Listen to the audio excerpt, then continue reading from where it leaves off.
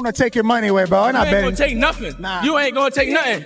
I guarantee you, we can bet any amount of money. When we fight, I guarantee you, I'm gonna win. And you're saying you could beat a peak prime Terence Crawford. I'm saying, and all that stuff. And look, he's a great fighter, but there's levels. Vergil Ortiz delivered a devastating knockout against top contender Erickson Lubin. Yet the real headline isn't just the fight itself, it's what Ortiz did right after. This victory wasn't simply another win for the undefeated fighter. It marked a whole new chapter. For years, Ortiz was known as the silent assassin, a man whose punches spoke louder than words. But following this KO, that quiet image has been completely shattered.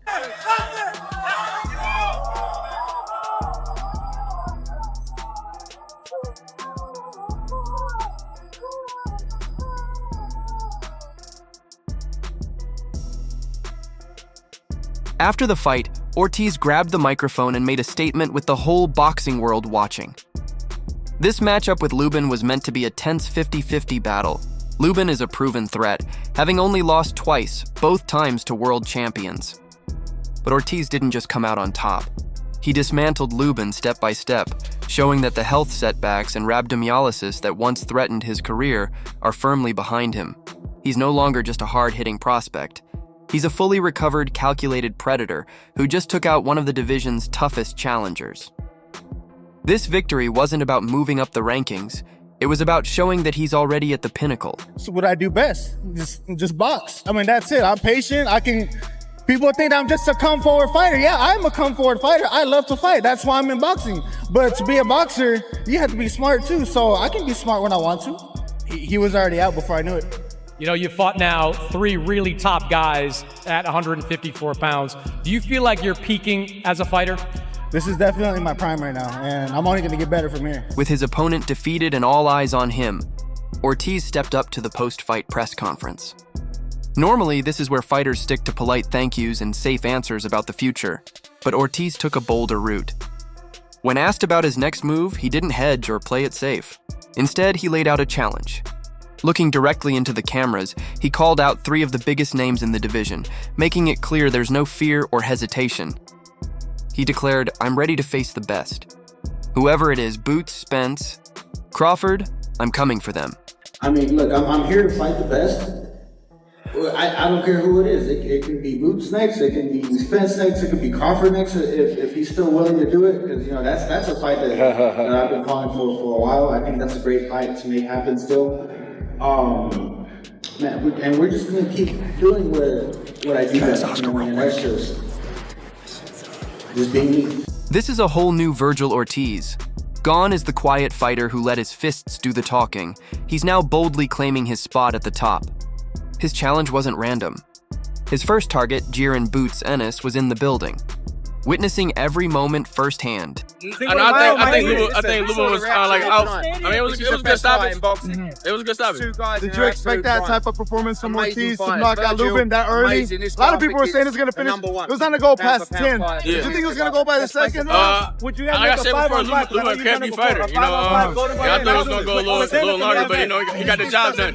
But like I said, I got something for him, and I'm gonna show the world I'm the best in the world. The showdown with Boots was the anticipated next step for the victor. The huge All-American Clash fans had been eagerly waiting for. You know, we're ready for the best. We want to fight the best. Boots, come over here. That's right. Let's go, man. All right, so that you answered the question. Is this the fight that you want next? Vergil Ortiz against Jaron Boots Ennis. I think this is the fight that has to happen, man. I think this is it. Ortiz's challenge carried a sharp edge. He later played it down, but admitted he had a heated exchange with Andes immediately after the fight.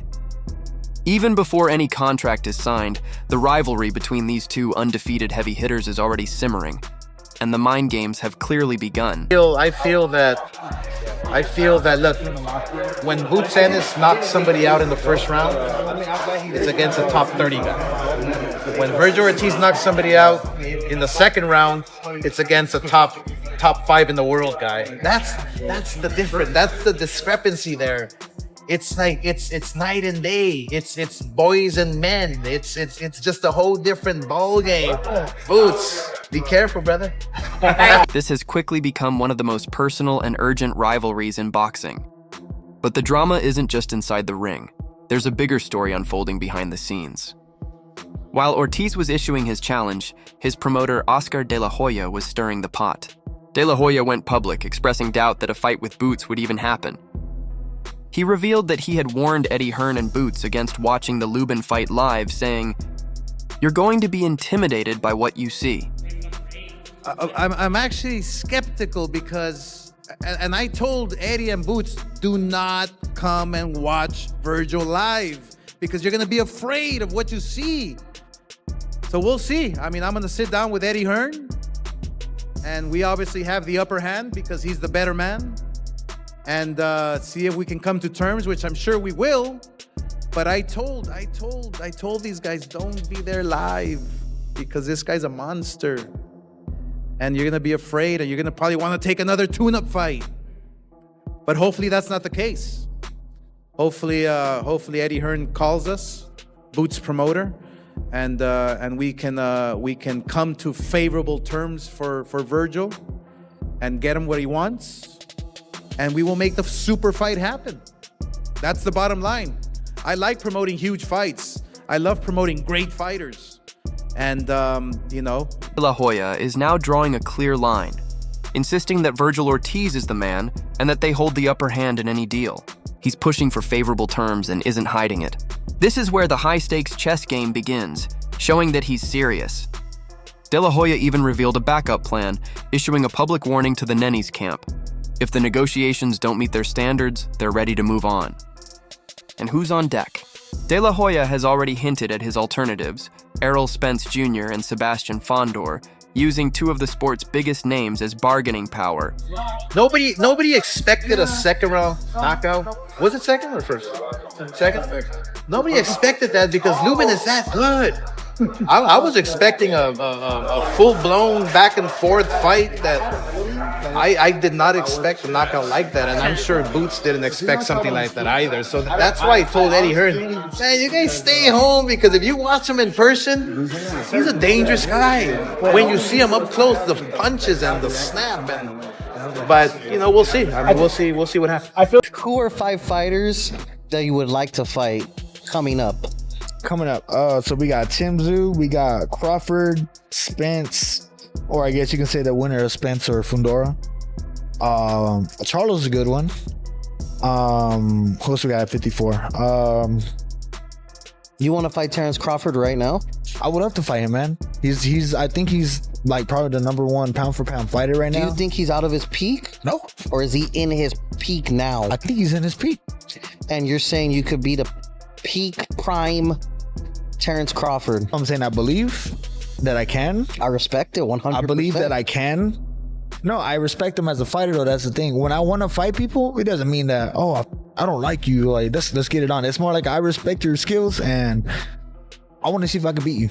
Is this a genuine threat to face Spence next, or a clever high-stakes strategy aimed at forcing Boots Ennis to accept the fight on their terms immediately? Vergil did good. He did his thing. He did what he was supposed to do. I don't know what's going on with Lubin, but Vergil did his thing. Yeah, I think he got stung really early, like in the first round. Like, I think he went overhand right, and after that, he felt the power and kind of teared up a little bit. Yeah. Boots, Ortiz is the next fight. Obviously, Boots is here. What's your prediction on that fight with Ortiz and Boots? I don't know. It can go either way. They're both exciting, and for them to fight at this younger age, it'll be a great fight. But the most strategic move on Ortiz's hit list wasn't aimed at Boots or Spence. It was the direct call-out of Terence "Bud" Crawford. This wasn't merely a new challenge. It was Ortiz seizing control of a narrative that has shadowed his career for years. After all, the boxing world never forgets. But you mentioned Ortiz, Vergil Ortiz. How far is he away? How close is he to a title shot in sharing the ring with Bud Crawford? I don't know, but Vergil, you know, he's right there. You know, he's right there. You know, he's been proven that he belongs with the top fighters in the division. And, you know, who knows, a couple of fights or next fight or whatever the case may be, he might be sharing the ring with Terence Crawford. You never know. This is a point Crawford himself recently brought up. noting just last month that Vergil had a chance to face him but chose a different path. At 154, that was my train of thought. But when he said he didn't want to fight me because I wasn't basically big enough, I looked at him like, huh? I don't sell. That's what his handlers were saying. Oh, I don't sell, and they want to fight Errol Spence because he's a bigger fight. But you knew what that was, though. Yeah. It's cool. I'm not tripping on that because now they begging for a fight. Now they want to fight me now.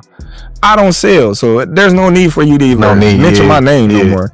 Don't say Terence Crawford. Yeah. You know, all these guys that see now, they say, oh, he's the ticket. Win, lose, or draw, he's the ticket. I'll fight Terence Crawford. Come on, man. Boots had a chance to fight me. Vergil Ortiz had an opportunity to fight me. You know, but now everybody, oh, I'll fight Terence, or I'm this, I'm that. I'm like, okay, cool. When y'all had y'all opportunity, you know, y'all went elsewhere. But now that y'all see I'm the ticket, now y'all like, oh yeah, we want to fight Terence Crawford. We want Terence Crawford. That's the narrative now. We want to fight Terence Crawford. The rumor caused such a stir that back in 2023, WBO president Paco Valcarce publicly stated that Ortiz's team had declined a fight with Crawford not once, but twice. The thing that I hate the most about Vergil Ortiz is the fact that Oscar De La Hoya is his handler. And Oscar De La Hoya was like so quick to bring up the fact that, you know, oh, he beat him more than Terence Crawford. Well, one, he was compromised in the fight. And again, this might be an alleged thing, but his camp said that he was compromised. So he wasn't compromised in a Crawford fight, but also styles make fights. And I still have to say that your fighter was bleeding from both eyes after this fight. He was getting hit a lot in this fight. And I'm thinking to myself, you know, you want to put this guy in front of a Terence Crawford, which is, you know, basically De La Hoya's wet dream. He wants Vergil Ortiz to beat Terence Crawford. But the thing is, you're putting a guy that gets hit a lot. And Terence Crawford is a doggone assassin when it comes to counterpunching. If I have one negative take from him, was like, man, you got hit a lot. That wraps up today's video. If you enjoyed it, make sure to hit that like button, subscribe, and tap the bell so you don't miss any of our future uploads. We'd also love to hear your thoughts, so drop a comment below. Stay tuned, and we'll see you in the next video.